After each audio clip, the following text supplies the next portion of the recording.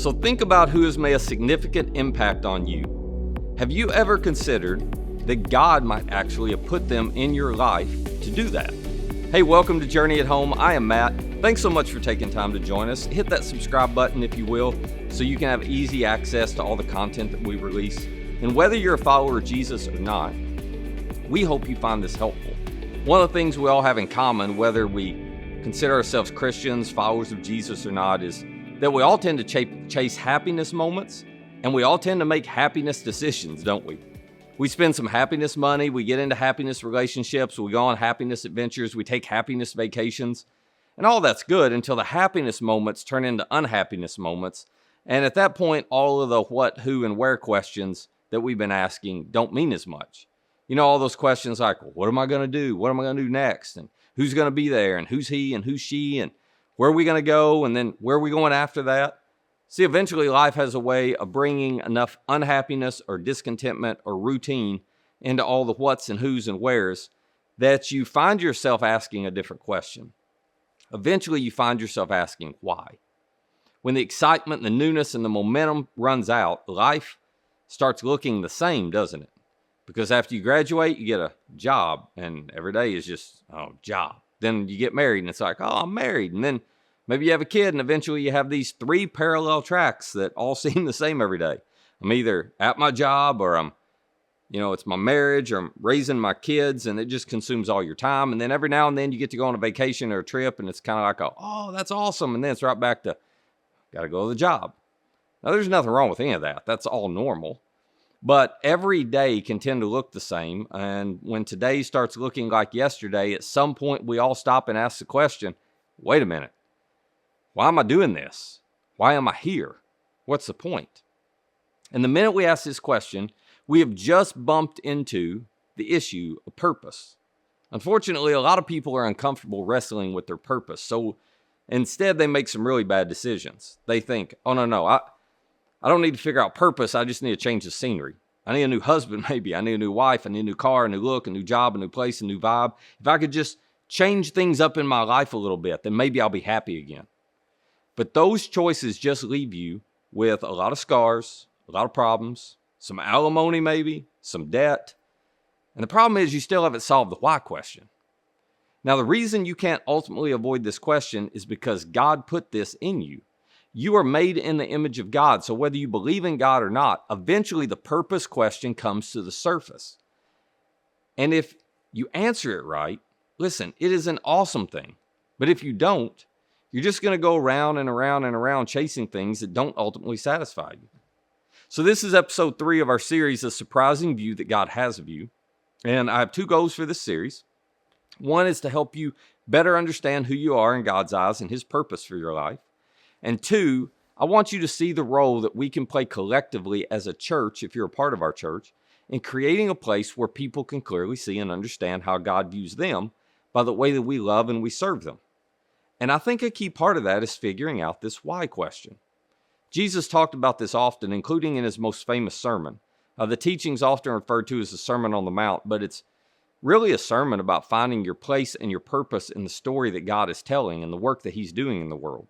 And it's important to recognize that he taught this to a group of common, everyday Jewish men and women who didn't have any political or financial leverage. They'd actually lost hope that their nation was ever going to be free from Roman oppression.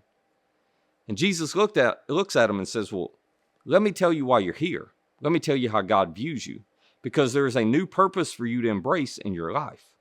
Here's the way Jesus described it. He looks at them that day and he says, you are the light of the world.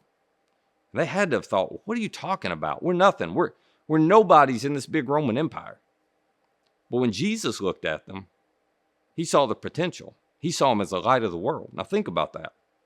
If I were to walk into your office, or I come into your classroom tomorrow, or I catch you in your yard, or see you coaching your team, and I walked up to you and said, hey, you're the light of this place. You probably wouldn't say it, but you would think, Matt, you're an idiot. I'm not even sure what that means, but I know I'm no light. I'm just a student. I'm just a coach. I'm just an employee. I'm just a stay-at-home mom. I'm no light. But Jesus says, no. Let me tell you how my Father views you. If you are my son or you are my daughter, you are the light of the world. What's the purpose of light? Well, light reveals and focuses your attention on something. That's the purpose of light. And that is your purpose in the world. Jesus went on to say, a town built on a hill cannot be hidden. Now, there's a Greek word translated built here that's really interesting. It doesn't actually mean built like we built a house. It's a word that was often used in the New Testament that means divine or sovereign decisions. Jesus is saying, you are like a town that was strategically placed by the architects in the best possible position to serve as a directional marker for everybody around. You're like a town that was designed not to be hidden, but to be seen. Now, that's hard for some of you to believe because it feels like where you are is random. And you're thinking, no, there's no strategic purpose to me being here. I had to move here for a job, or my work sent me here. I had to follow my spouse here. I'm just here by accident. Or maybe you would say, Matt, I'm not strategically placed. I came to Murray State because it's the only place I could afford. Now I'm stuck living in an apartment with 3 girls I don't even like. I'll be out of here as fast as I can. Or you might say, well, Matt, I graduated from college with this great degree. I sent out all these resumes to these companies, but couldn't find any work. Now I'm working an hourly job in an industry I don't even like. This isn't where I want to be. My dream's not coming true. I'm not strategically placed. I just happen to be where I am doing what I'm doing because I don't have any other options at the moment. But I'm telling you, Jesus sees a purpose in your present situation that you haven't seen yet. He says you are where you are for a reason. There is a why behind the what and where of your life. Matter of fact, he goes on to say, neither do people light a lamp and put it under a bowl. Instead, they put it on a stand that gives light to everyone in the house. In other words, Jesus is going, lamps are like towns. They are strategically placed to benefit the people around them. And then he makes his point. He says, in the same way, let your light shine before others, that they'll see your good deeds and glorify your Father in heaven. In other words, being a light isn't something that happens internal. I'm not talking about what you feel in your heart or whether you believe all the right things. Jesus is saying, I'm talking about something external. I'm talking about what you actually do. You have been strategically placed for a purpose to shine your light so people see and experience me. You are where you are for a reason. You've got the ability to change the trajectory of someone's life with your light because you're influential. Your purpose is to, as best you can with the guidance and help of God's Spirit, speak and act and react just like Jesus would if he were physically where you are. You're to give people a glimpse of him. He says, I want them to see your good deeds. I want them to see the way you love and serve and give with no strings attached to them. And your light in doing that is going to reveal me to them. See, according to Jesus, you have no idea how one conversation, one word of encouragement, one expression of love might change somebody's life. So while you're all frustrated because the whats and the whos and the wheres aren't what you want them to be, Jesus is going, wait a minute, there's a why behind it all. You are where you are because I need you to be an influencer to the people around you. I need you to shine your light as only Jesus followers can shine their light. And you have no idea what would happen if you embrace that as your purpose right where you are. So here's what it means to be a light. It means when you see someone coming into church and they look uncomfortable or nervous or quiet or alone, you take a minute to talk to them and let them know it's okay, you care. That's being a light. When you're at work or school and you take time to listen to somebody who's hurting and you don't judge them for where they are, but you just love them enough to listen to them and care about them, you're being a light. When you hear a message or a sermon clip that you think might encourage somebody you know and you send it to them, you're being a light. When you smile at somebody or you're kind enough to hold a door open for someone, you're being a light. When you notice somebody doing a good job and you pause and give them some encouraging words, you're being a light. When you invest some of your money into creating places for people to understand how God views and loves them, you're being a light. And when you invite somebody to sit with you at church, you take somebody out to lunch when they're struggling, or you celebrate with someone when they have a big moment in life, or you tell somebody about the difference Jesus has made in your life, all that's being a light. So don't buy into the lie that you're not good enough, qualified enough, capable enough to influence other people for good.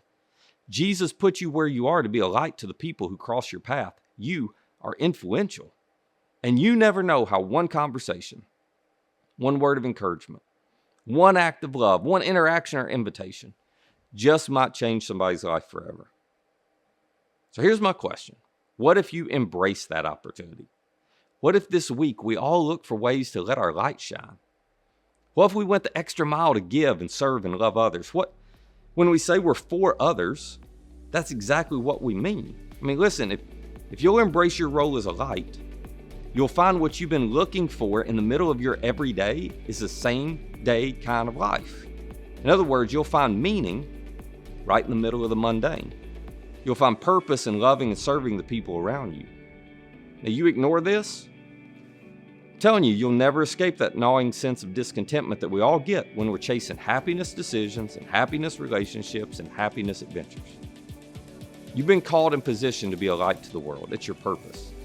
So let your light shine in such a way that men see your good works and they glorify your Father in heaven. Let's live every day with purpose, knowing we just might make a forever impact on the people around us when we use our influence to point people to Jesus.